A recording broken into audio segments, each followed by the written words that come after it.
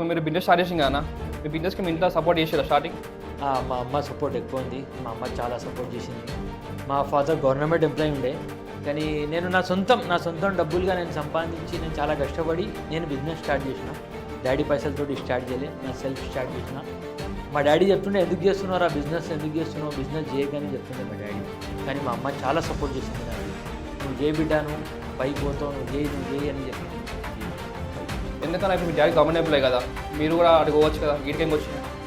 ఇప్పుడు అంబిషన్ బట్టి ఉంటుంది కదా, మన అంబిషన్ అట్లా లేకుండే. మన అంబిషన్ ఏముందంటే ఫస్ట్ ఆఫ్ ఆల్ మనం పోలీస్ ఆఫీసర్ అయినామని ఉండే.